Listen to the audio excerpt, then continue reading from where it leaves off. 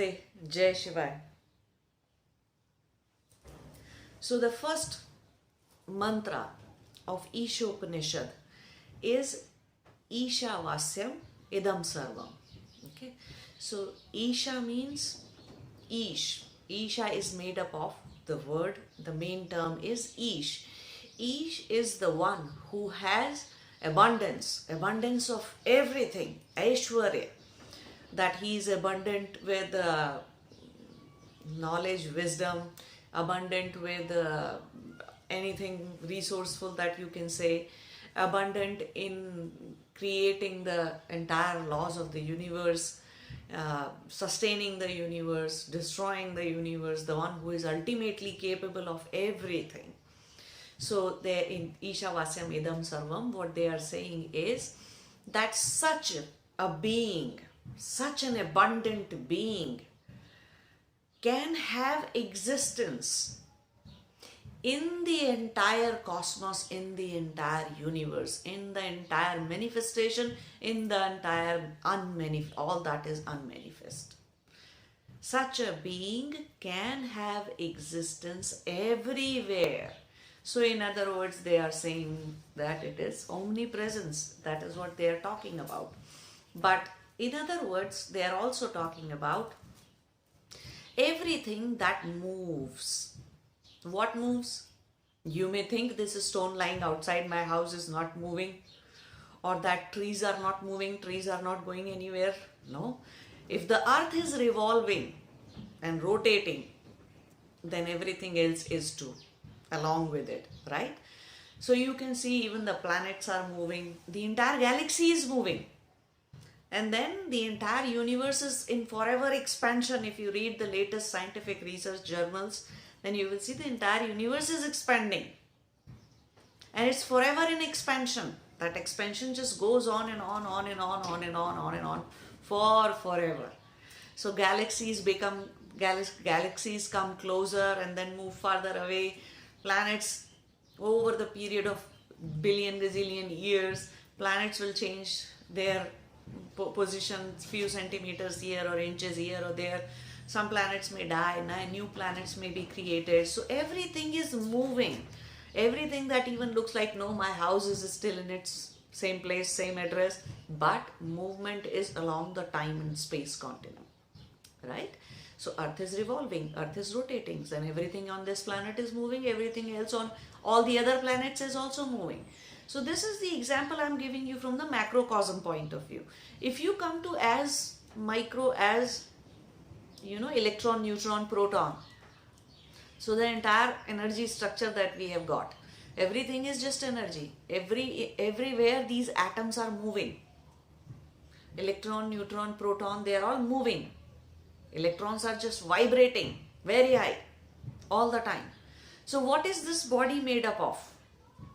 The smallest unit is atom, right? An atom or a molecule, you can say. Whichever is the smallest unit, even that unit is vibrating and moving. So everything that is moving, some things move on the time scale. Some things physically move. And then you can say in how much time, how much space that thing has moved, right? If you are throwing a ball, then that ball is not only moving from point X to point Y, the ball has also moved on the time scale, the scale of space. So it's geophysically there is a movement, and everywhere there is a movement. So in other words, they are saying that wherever there is a movement, there is a motion, everywhere, even into the tiniest unit as an atom or electron or proton or nucleus or whatever, even to that smallest unit, that supreme being has an existence in.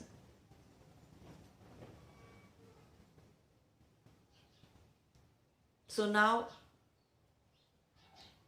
you may think that, how come Supreme Being or the Paramatma or Brahm can have existence inside my coffee table or the chair or something that is non-conscious. Well, if that becomes, if that has electron, proton, or anything movable, any energy displacement is happening, anything that is moving, even though it looks like very solid structure, is still there. It is made up of what? Made up of again the same thing, atoms and molecules. And inside those atoms and molecules, everything is moving, even though it looks like very solid. So anything that has movement in. So everywhere, it's omnipresence. Now some people may think that if there is a table already, how can Paramatma be there? How can that Supreme Being be inside it? If you try to find it inside the table, no. That is not as meant by. So in other words, they're trying to explain you that this Paramatma or the Supreme Being is also subtlest in nature. So it's just not just about occupying something or someone physically. It's understanding the subtlest nature that Paramatma or the Supreme Being has, the Brahma has, the subtlest nature that it has got. Now you may think that if there is a cloth here, cloth is already occupying, a piece of cloth is already occupying the time, the space here. Can something else be put into the same place? Yes, if you drop water into it, then water will get absorbed by the cloth. If there is a room full of, cotton, then if you try to drop water in it, water will be absorbed. But from your point of view, you can think that how can something else go in when the room is already full of one thing? How can something else go in? You may think that this is an iron pot or a steel pot. How can something else be? It looks so solid. How can something else go inside it? Heat can go it, right? When you put the pot on fire, heat can easily get inside it. So you see, one element is subtler than the other. And always subtler element can go inside the subtle element. Water can go inside the earth, and anything that is of metal or anything that is solid where water cannot penetrate, fire can do the job. Fire can penetrate there. Wherever fire cannot penetrate, air can penetrate. Wherever air even cannot penetrate, the final subtle element is akasha, ether. So that can penetrate, right? So you see how elements are subtler than one another. Exactly in the same way, from all these, in comparison to all these 5 elements, what is subtlest? Atma, you are subtlest. You can pervade any of these elements, and you do pervade any of these elements, right? All of these elements, by holding this body together, by holding not just this physical body, but all the different 5 layers, body sheath that you have got. You are pervading all of that, because you as an Atma is the subtlest in comparison to these elements. Exactly in the same way, Paramatma is the supreme, that Supreme Being is the supreme subtlest entity. And that is why he can be anywhere. It's all pervading. He can pervade anywhere, everywhere. This is also said so that people understand that by doing wrong karma, there's no way you can hide anywhere. All those people, those who are doing bad karma, can they hide anywhere in this entire manifestation? In this entire creation, is there a place to hide? No, there is not. Karma will catch up, and there is definitely no place to hide. Everywhere Paramatma Supreme Being can see you. You are visible in your smallest entity form to your largest and grossest entity form. To anywhere, even if you try to hide inside the electron, even if something or something becomes as small as a single cell bacteria or a virus or algae or whatever, still Paramatma is the subtlest entity and can see you. So there is no way to hide. There is no place to hide. Paramatma or the Supreme Being is all pervading and is omnipresent anywhere and everywhere that you can think of or you cannot think of. Everything that you can imagine, everything that you cannot imagine. He is everywhere, that Supreme Being. So that is what is being explained by Ishavasyam Idam Sarvam. Okay? And then another thing to understand is that what Isha Upanishad is for. Isha Upanishad is for taking you closer to Supreme Being, to Brahm, to Paramatma, right? Now you will say that Paramatma is already in me. Why are we reading this Upanishad then? Why are we walking a spiritual journey then? When Paramatma is already in me, Paramatma is subtlest, and then I am little subtler than, Paramatma is subtler than I am, right? I am Atma. So Paramatma is subtler than an Atma, and Paramatma is already inside me. So then why are we doing all this? See, now a very interesting example I am going to give you. All of you have loved ones. Some of you, most of you are married. Those who are not, they have lovers, right? Some loved ones are there. So many times it happens that two people are living under the same roof. Yet, they are not closer to each other. They are not close to each other. It happens between so many children and parents.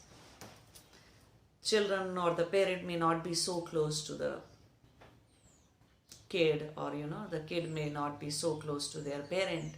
The husband may not be really close to his wife, or the wife may not be so much close to her husband. So what kind of closeness then are we talking about? Does the physical closeness guarantees that there is going to be a character-wise closeness, closeness of virtues, closeness of bhakti, devotion, love, you can say. Does that guarantee? If you put two people together, they are bound to love each other. Is there such a rule? No, there is no such rule. Two people may be physically together, yet they may not have love for each other. They may not have devotion.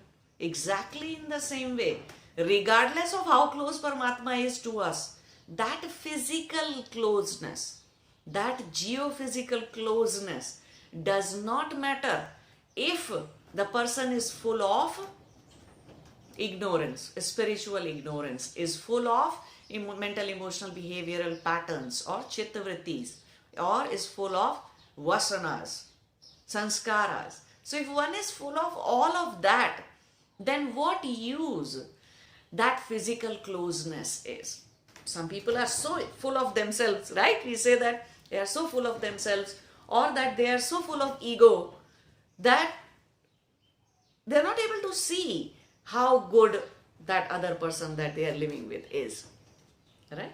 Because they are in their minds all the time, they don't notice how many good characteristics are there that the other partner has got, or that their lover has got, how many good characteristics that they have, how much loving, caring, or wise the partner is. They are not able to see that. If somebody is so much full of themselves, or so much self-centric kind of a personality, or if so much full of, ego, ahankara, then they are not able to see that. Exactly in the same way, if these normal things, being full of ego, being full of yourself, being self-centric, full of, chittavrittis, vasanas in your head, spiritual ignorance. So when all of this can stop you from loving a person who lives right close to you and who lives in the same house with you, then you can imagine what effect the spiritual ignorance is going to have when it comes to you falling in love with Paramatma or having a bhakti for Paramatma. So the degree of devotion depends upon, not upon how much physically close you are, but upon how much you know Supreme Being. And that knowing is not about just, yes, at the surface level, you can say that the knowing could be about, yes, I read about Paramatma, I heard about Paramatma. But knowing means knowing through the direct experience. Direct experience of what? You see everywhere. You're living in this creation. So directly knowing that, nobody can come up with such an awesome, wonderful creation. Such a beautiful, diversified creation. That is God. That is that Supreme Being. So through creation, through sustenance, so many laws of nature exist, right? You will put the seed into the soil, the seed will come out, the plant will come out, it will flower on its time, and then it will bear fruits, and then it will die. So see how cycle, everywhere, everything is going through wonderful, super wonderful cycles. Laws of karma are designed. So many different laws, thousands and billion laws exist that are designed to keep all this working, keep all this in place. Nothing is falling off. No planet is falling here and there at random. So everything is being sustained in a place. So by knowing the creation, you can know the Supreme Being. Yes, there will come a time when through samadhis, when through lower levels of samadhi, when through enlightenment, you will know Paramatma firsthand. Not through his creation, not through his act of sustenance, not through his rules, laws and everything, other virtues and characteristics, but direct. Not through any of his guna, but directly you will perceive that Supreme Being through the enlightenment, through Nirvikalpa Samadhi. But until then, there are so many other ways to know Paramatma. How can a human being come up with such a creation, such a wonderful creation, right? Nobody can. And nothing happened at random. It's such a perfectly designed and sustained thing. So, understanding Paramatma, that he is the subtlest, and what is meant by moving closer to Paramatma. It's not just the physical closeness that matters. What matters is you directly knowing. When you know a person that you are living with, you will start loving them. Especially when you see how kind and how caring and how compassionate they are for you. Right? When you know those things, then you will directly experience their kindness, their caring nature, their compassion, their love for you. When you experience all those things directly, then you will start realizing that how good that other person is. And then you will start loving them. So that is what is meant by moving closer to that Supreme Being, moving closer to Paramatma or Brahma. Now, let's move towards one very important aspect that this takes care, these mantras, initial mantras takes care of, is that is everything in this world, in this creation, everything that you see, is everything for you?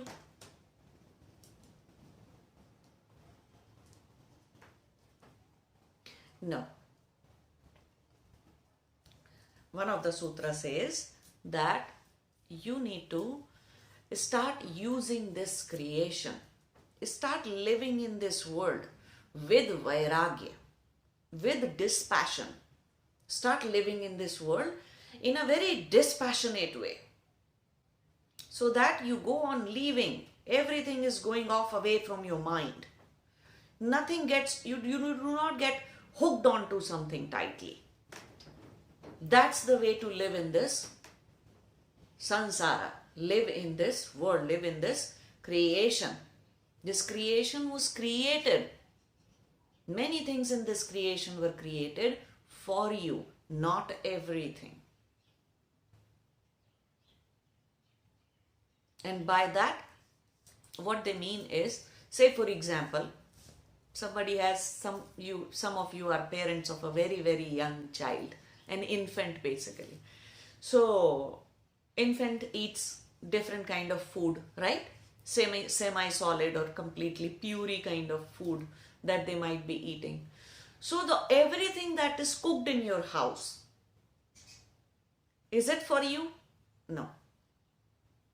You are an adult, you will not eat an infant's food.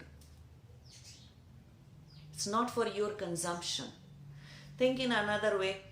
Say for example, government is coming up lots of roads and bridges and buildings and everything. But whatever government constructs, is it for everybody? Are all the roads constructed by government belongs to the public? No. The roads inside the military campus, the roads inside any kind of highly secured government campus do not belong to general public. Are all buildings for public? No. Government builds some buildings for other uses, for other purposes. They are not meant for general public. But all that they are opening for general public, public should go on using them carefully. Okay? Trying not to destroy the public property, use them wisely. Okay? They are meant for you, meant for your use. Exactly in the same way, in this creation, not everything is meant for your use. Do not think like that, oh, this entire creation is for me. No, it's not. There are a lot of manifestation that has happened, and that is for celestial beings. There are things that are meant for different kinds, just for the purpose of different kinds of Shaktis and Devi and Devata. Shakti, Devi, Devata, lot of things are for different kinds of beings. So many different kinds of being. Not everything is for human beings. Not everything is for your consumption. So be mindful while living in this world, while living in this creation. Be very mindful what is for your purpose, what is for your use. And in doing that, are you destroying other creatures' purpose? To an extent it will happen. When you build a house or try to have agriculture or farming fields and all that, lot of creatures will die, or their house or place may be disturbed here and there. Some of that is okay, and that is bound to happen. But just to satisfy your greed, not your need, just to satisfy your greed, how many creatures, things, how many beings are being disturbed?